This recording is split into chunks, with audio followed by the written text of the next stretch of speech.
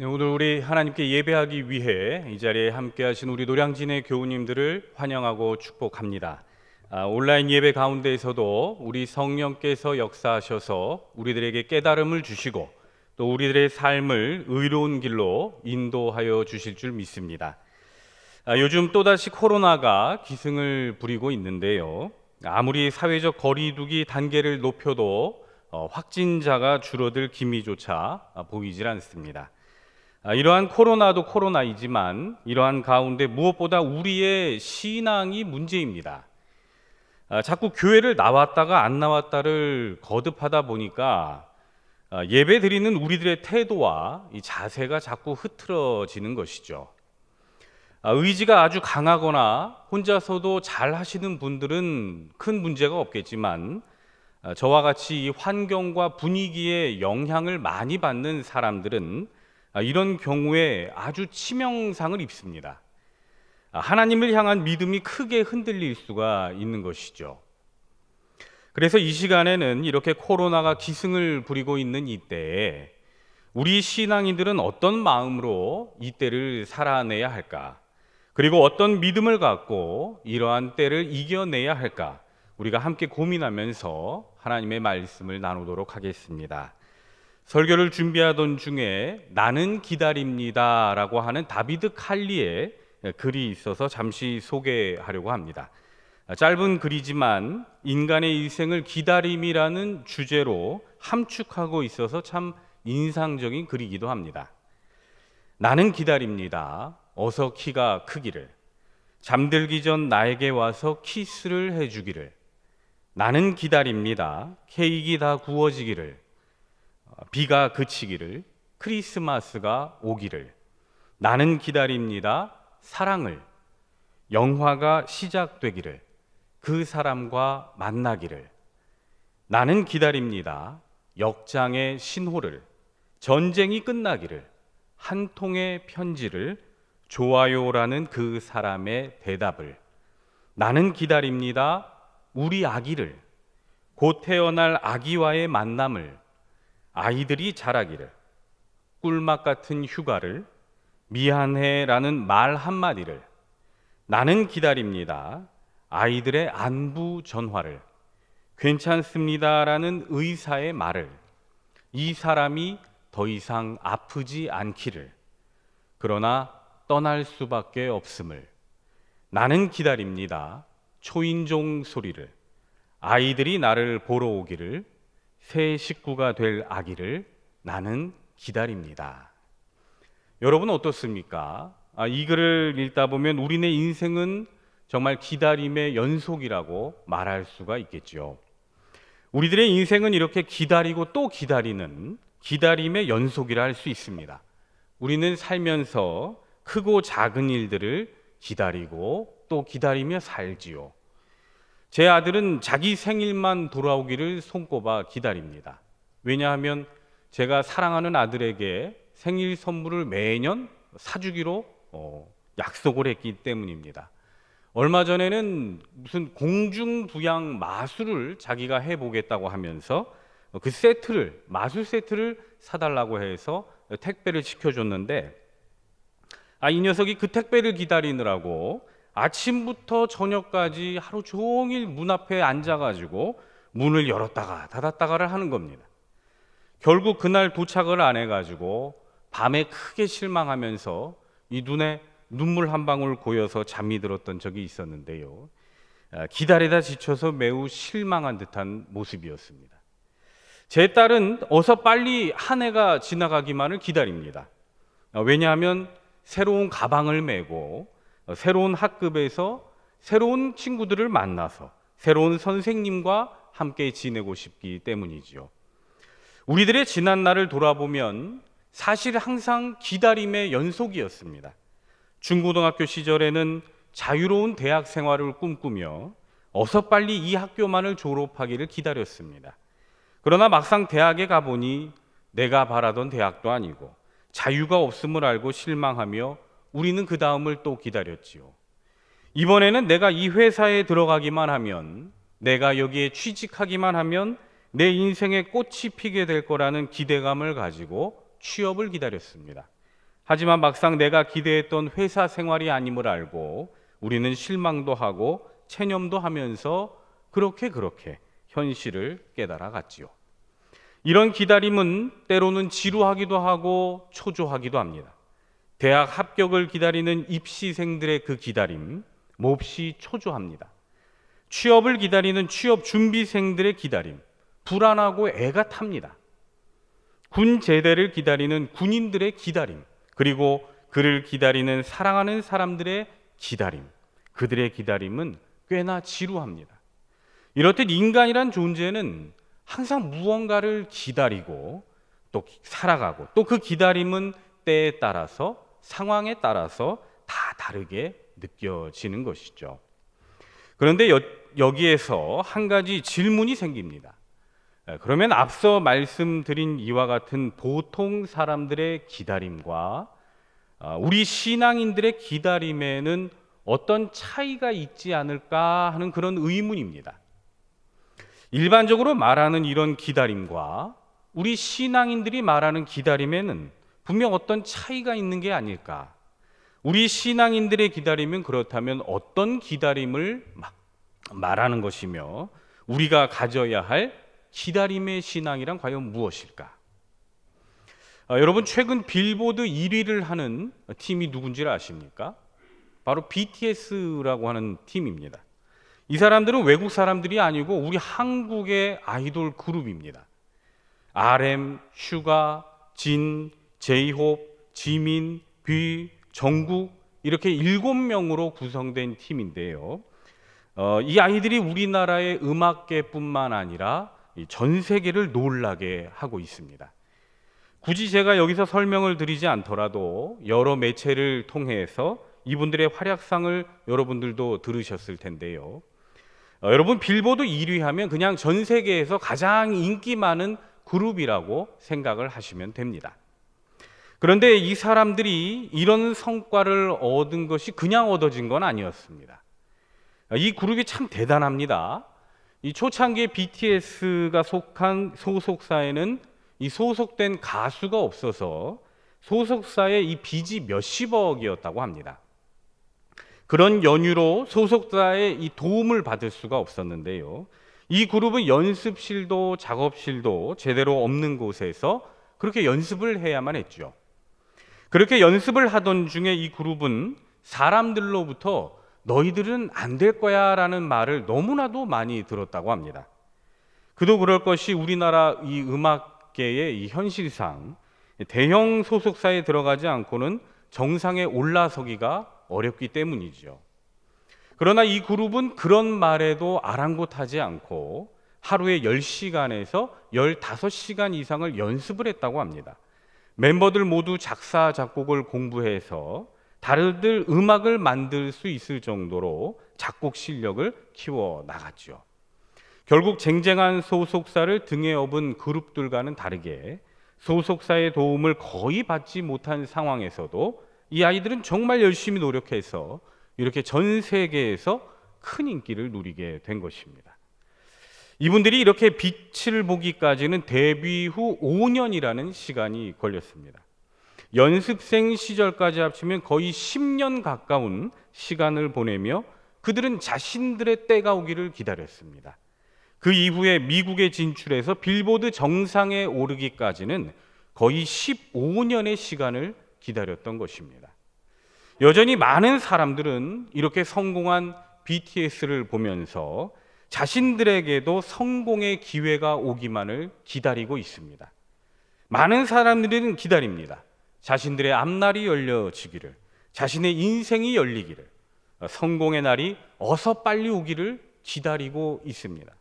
그러나 과연 그러한 기다림이라는 것이 우리 신앙인들의 기다림과 같은 것이라 말할 수가 있겠는가? 보통의 사람들이 갖는 기다림과 소위 믿음을 가졌다고 하는 저나 여러분들의 기다림은 이 근본적인 차이가 있습니다. 그 차이는 바로 약속이란 것에 있습니다. 세상의 기다림에는 약속이 없습니다. 지키지 못할 막연한 인간의 말뿐밖에 없죠. 그래서 사람들은 그냥 반신반의하면서 그저 열심히 삽니다. 하지만 우리 신앙인들의 기다림 속에는 분명한 약속이라는 것이 있습니다. 그리고 그 약속을 증명할 증거가 바로 이 성경, 하나님의 말씀에 있는 것이죠. 우리는 이러한 증거, 곧 성경에 기록된 약속의 말씀을 믿고 기다립니다. 세상 사람들이 갖는 성공에 관한 막연한 기대감이 아니라 하나님께서 주신 약속의 말씀을 통한 이 든든한 확신과 믿음을 갖고 기다리는 기다림인 것입니다. 여러분, 사람의 말과 하나님의 말씀은 엄연히 다르죠. 하나님의 말씀은 영원하지만 사람의 말은 유한합니다. 하나님의 말씀은 변하지 않지만 사람의 말은 시시각각 변합니다. 어제는 사랑한다고 말해놓고선 오늘은 원수처럼 말하는 게 인간입니다. 하나님의 말씀은 환경과 상황이 바뀌어도 변함이 없지만 사람의 말은 상황에 따라서 시시각각 변합니다. 우리는 이러한 사람들의 말을 듣고 막연히 기다리는 게 아니라 영원하신 하나님의 말씀, 영원하신 하나님의 약속을 믿고 믿음으로 기다리는 것입니다. 이러한 신앙인들의 기다림은 세상 사람들과 그 마음의 근원부터가 다릅니다. 신앙인의 기다림이란 앞서 말씀드린 여느 아이돌 그룹을 부러워하며 성공을 기다리는 지극히 인간적인 감정에서 비롯된 게 아닙니다. 우리의 기다림은 하나님으로부터 시작된 겁니다. 우리의 기다림은 하나님으로부터 출발하였고 믿음에서 시작한 것입니다. 몇 해 전 하나님의 부르심을 받은 하용조 목사님은 믿음은 기다림으로 완성됩니다라는 책에서 믿음을 두 가지로 구분하였습니다. 첫 번째는 희망의 믿음이라는 것을 말씀하셨고, 다른 하나는 약속의 믿음이란 걸 말씀하셨습니다. 자기가 소원하는 것을 희망하는 희망의 믿음은 헛된 믿음이요, 반면 하나님의 약속을 믿는 약속의 믿음만이 참된 믿음이라는 것입니다. 하나는 세속적인 믿음이요, 하나는 신앙적인 믿음입니다. 여러분, 그렇습니다. 우리의 믿음은 막연한 앞날의 성공을 희망하는 헛된 믿음이 아니요, 그렇다고 사람의 말만 듣고 언제 올지도 모르는 그날을 기다리는 막연한 믿음도 아닙니다. 우리는 신실한 하나님께서 약속하신 그 약속을 믿고 기다리는 것이죠. 이렇게 같은 기다림인 것 같아도 세속적인 기다림과 신앙인들의 기다림에는 시작점, 출발점부터가 다른 것입니다. 오늘 우리가 읽은 이 시편의 말씀은 포로 생활을 한 이스라엘 백성들이 오랜 기다림 끝에 되찾은 회복의 기쁨을 노래하고 있습니다. 이스라엘 백성들은 치욕스럽고 힘들었던 기나긴 포로 생활을 마치고 다시 돌아온 땅에서 자신들의 감회를 노래하고 있는 것이죠. 본문 1, 2절입니다. 여호와여, 주께서 주의 땅에 은혜를 베푸사 야곱의 포로된 자들이 돌아오게 하셨으며 주의 백성의 죄악을 사하시고 그들의 모든 죄를 덮으셨나이다. 아멘. 그들은 약속 믿고 기다렸습니다. 이스라엘이 다시 회복할 수 있기를. 그들은 약속을 믿고 기다렸습니다. 다시 약속의 땅으로 돌아갈 수 있기를. 그들은 약속을 믿고 기다렸습니다. 자신들의 죄가 모두 사해진다는 그 약속을. 그러나 그들의 기다림은 막연한 기다림이 아니었습니다. 하나님의 약속을 믿고 기다렸습니다. 우리 하나님께서 예레미야를 통해서 하셨던 그 약속, 포로 생활 70년이 지나면 꼭 다시 돌아오게 해주시겠다던 그 약속을 믿고 그들은 믿음으로 기다렸던 것입니다. 다시는 그렇게 긴 기다림 끝에 이스라엘 백성들은 드디어 포로 생활에서 벗어나 그리워하던 집으로 돌아왔죠. 그리고 그들은 다짐했습니다. 다시는 이전과 같은 모습으로 돌아가지 않겠노라. 다시는 과거 우리 조상들이 행했던 잘못을 우리는 행하지 아니하겠노라 다짐했던 것입니다. 본문 8, 9절입니다. 내가 하나님 여호와께서 하실 말씀을 들으리니 무릇 그의 백성 그의 성도들에게 화평을 말씀하실 것이라. 그들은 다시 어리석은 대로 돌아가지 말지로다. 진실로 그의 구원이 그를 경외하는 자에게 가까우니 영광이 우리 땅에 머무르리이다. 아멘. 그들은 이렇게 하나님의 약속을 믿고 기다리는 기다림의 신앙을 통해 우리 하나님으로부터 의와 화평을 얻을 수가 있었습니다. 우리 사랑하는 노량진의 교우 여러분, 지금 우리들에게 주시는 하나님의 메시지가 무엇일까요? 이 코로나 시대에 서로가 서로를 만나기 어려운 이때에 우리 믿음의 사람들에게 주시는 하나님의 음성은 무엇이겠습니까? 저는 기다림이라고 확신합니다. 하나님의 말씀을 믿고 이리저리 방황하지 말고 우리의 신앙의 자리를 남에게 빼앗기지 말고 꿋꿋이 지키며 기다리라는 음성인 줄로 믿습니다. 그리고 그 자리에 머물러 있으라는 겁니다. 좌로나 우로나 치우치지 말고 너의 믿음의 자리에 머물러 있어라. 네 자리를 지키라는 것입니다. 여러분, 기다림의 또 다른 이름은 머무름이라고 말할 수 있겠습니다. 우리 신앙인들은 하나님의 말씀을 믿고 기다리며 머물러 있어야 합니다. 그렇게 자신의 자리를 지키며 머물러 있을 때 때가 이르면 우리는 주님 만날 수 있고요, 우리 주님께서 주시는 화평과 은혜를 누릴 수가 있습니다. 일전에 한 번은 가족들과 쇼핑몰에 간 적이 있었는데요, 한참 돌아다니다 보니까 아이들이 걷는 거를 좀 힘들어 해가지고 이 판매 부스 한켠에 있는 소파에 앉힌 다음에 핸드폰에 그 아이들이 좋아하는 TV를 틀어주고는 저와 제 아내는 아이들에게 잠시 기다리라고 신신당부하고 아이들에게 그 줄 선물을 보기 위해서 여기저기 좀 돌아다녔더랬습니다. 저희 부부는 재빨리 돌아다니다가 그래도 아이들이 걱정이 되어서 빨리 돌고 그 자리로 돌아갔는데, 아니 이게 웬일입니까? 애들이 없는 겁니다. 순간 저희 부부는 식은땀이 났습니다. 너무나도 놀란 나머지 아이들을 찾기 위해서 부랴부랴 급히 움직이려고 하는데 저쪽에서 아이들이 엄마 아빠 하면서 막 뛰어오는 거 아니겠습니까?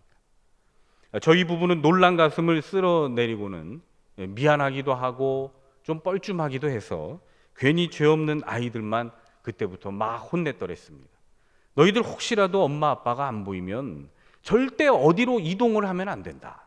지금 있는 그냥 그 자리에 그대로 있어야 된다. 기다리고 있으면 엄마 아빠가 너희들을 찾아올 거니까 그냥 그 자리에 있어야 돼. 그냥 그대로 있어야 한다. 아이들을 놔두고 간 우리들도 문제였지만 아이들이 그곳에 그대로 있었으면 이렇게까지 서로 걱정할 일은 없었겠다 싶어 아이들을 이렇게 좀 다그쳤던 것이죠. 저는 물론 똑같지는 않지만 이러한 부모의 마음이 하나님의 마음을 닮은 게 아닌가 하는 생각도 해보았습니다. 여러분, 신앙인들이 무엇을 하는 사람이라고 생각하십니까? 하나님의 약속을 믿고 기다리는 사람들이 신앙인들입니다. 아버지의 말씀을 믿고 자기 자리에 머물러 있어야 하는 사람들이 바로 신앙인들인 것입니다. 그렇게 자신의 자리를 지키고 머물러 있으면 때가 이르면 우리 하나님 만납니다. 다시 오시겠다는 아버지의 약속을 믿고 기다리고 있으면 우리 아버지께서 우리가 바라고 원하는 선물을 가져다 주십니다. 그리고 우리는 그 선물을 누리면 되는 것이죠. 우리가 고생하는 이유는 딴 생각하기 때문에 그렇습니다. 조금만 틈이 생기면 이렇게 해볼까 저렇게 해볼까 하는 자기만의 생각에 결국에는 결고 돌다가 고생만 하는 겁니다. 창세기 12장에 보면 아브람의 이야기가 나오죠. 이 사람이 그렇게 고생했습니다.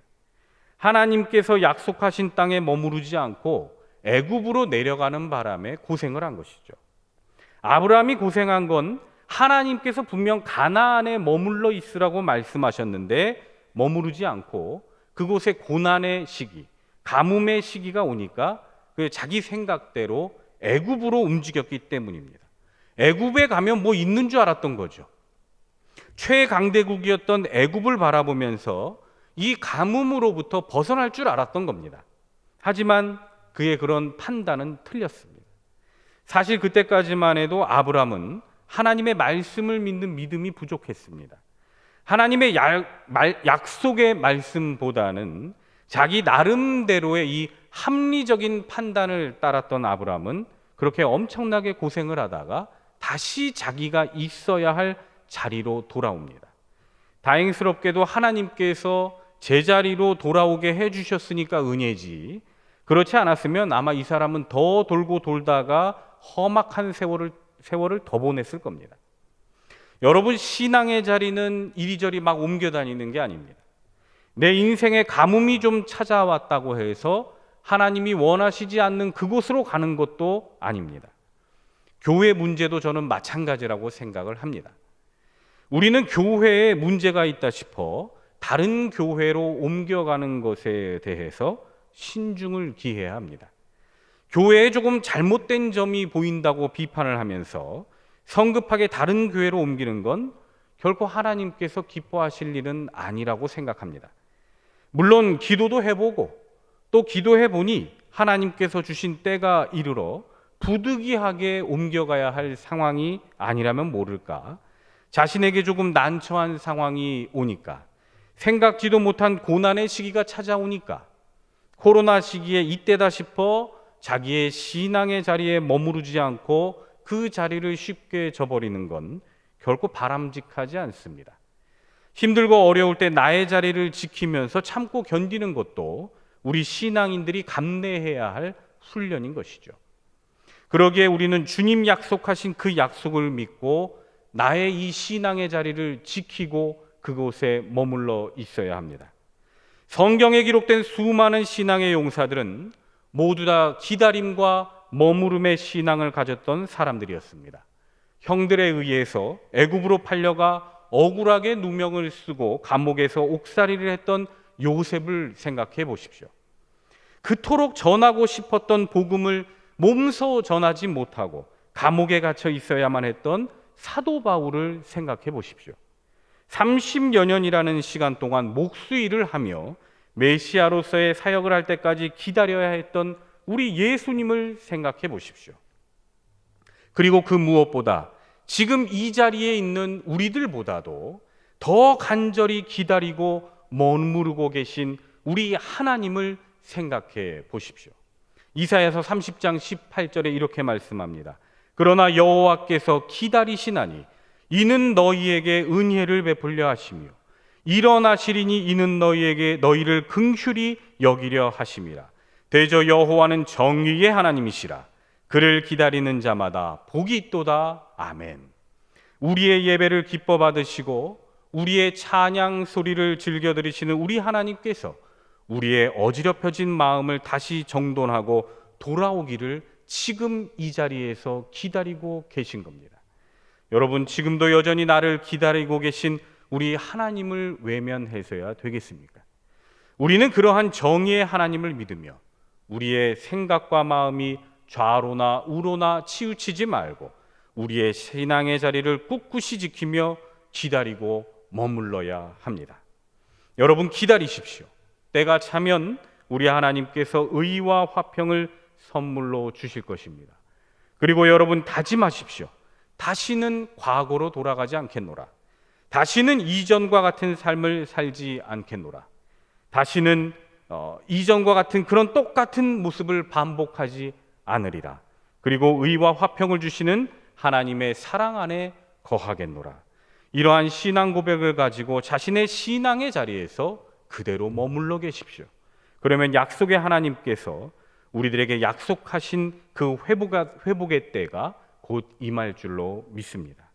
여러분, 기다리십시오. 거룩한 행실과 경건함으로 곧 하나님의 날이 임하기를 기다리십시오.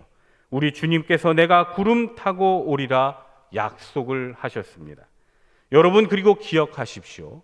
우리 주님께서 오시는 날, 우리는 이제껏 살아왔던 인생을 똑같이 반복하는 게 아니라 우리 주님께서 주시는 영광스러운 인생을 살게 될 것입니다.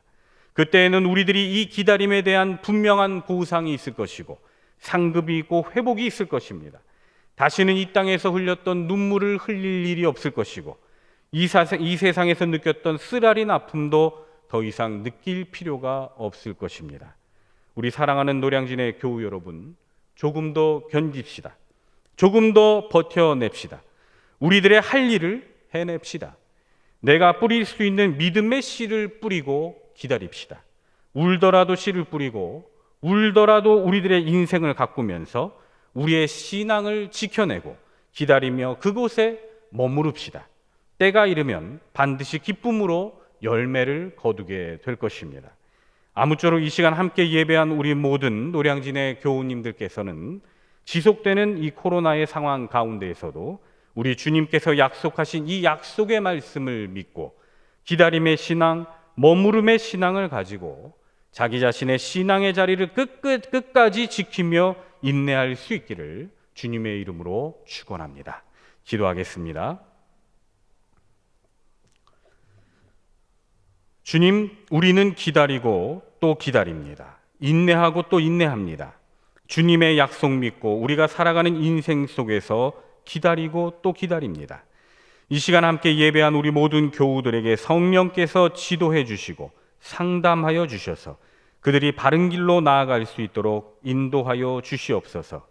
머물러야 할 때와 움직여야 할 때를 구분할 수 있는 지혜를 허락하여 주시고 멈춰야 할 때와 나아가야 할 때를 알 수 있는 분별력도 허락하여 주셔서 이 세상 살아갈 때 주님 뜻대로 살아가는 저와 우리 교우님들 되게 하여 주시옵소서. 힘들고 어려운 가운데에서도 언제나 우리 가정을 보호하여 주시고 지켜주실 줄 믿사오며 반석이신 예수님 이름으로 기도드립니다. 아멘.